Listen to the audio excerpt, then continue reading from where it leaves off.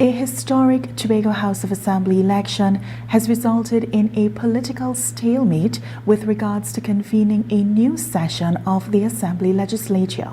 While all who secured victory at the polls were able to take their oaths of office, the political split prevented the selection of a presiding officer, chief secretary, and respective councillors, which will legally constitute the House for a new session to convene.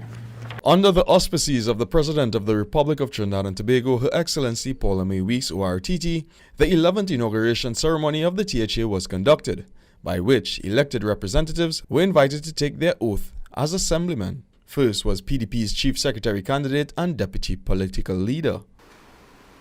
I, Farley Chavez Augustine, having been elected an assemblyman for Tobago, do solemnly affirm that I will bear true faith and allegiance to Trinidad and Tobago, will uphold the Constitution and the law, and will conscientiously and impartially discharge the duties and responsibilities of assemblyman that I am now about to assume.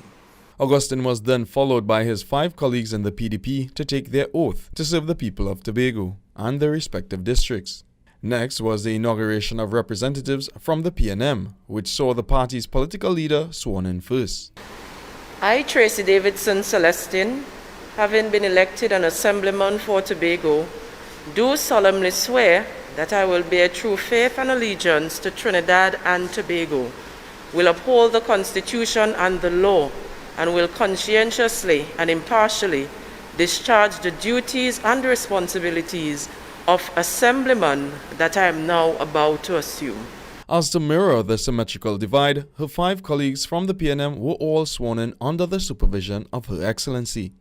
In her address, Her Excellency remarked that the world and Tobago has been facing unprecedented circumstances given the advent of the COVID-19 virus, political events in the United States, and now the 6-6 split of the Tobago House of Assembly. But the word unprecedented is not a bad word. Of course, it brings with it its challenges and trials, but it also brings opportunities.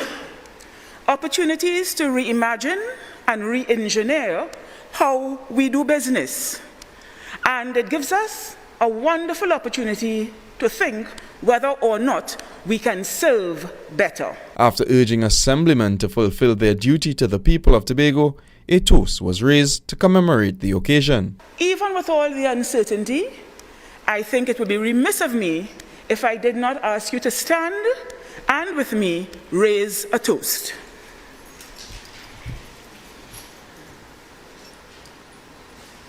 Ladies and gentlemen, to the Tobago House of Assembly. Upon completing her duty, Her Excellency was escorted away before assemblymen moved to the House, where the requirement of electing a presiding officer and chief secretary was met with impasse following nominations from each side.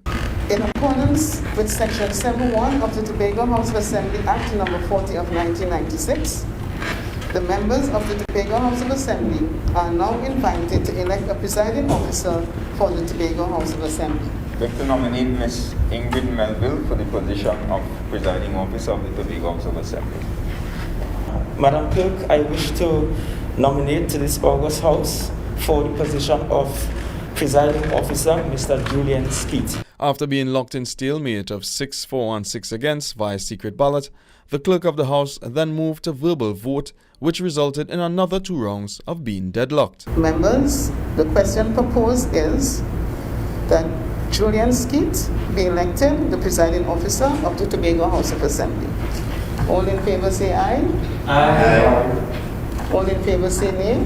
Nay. The member for Palliative Alliance for Me Speyside then suggested that where the Act does not have provisions to treat with the dilemma, she could refer to the schedules under the Parliament. So given that the standing orders of the Tobago House of Assembly is silent on the matter of how to break a deadlock, our standing orders 92.1 actually requires that we look at the national standing orders, and therein exists provision.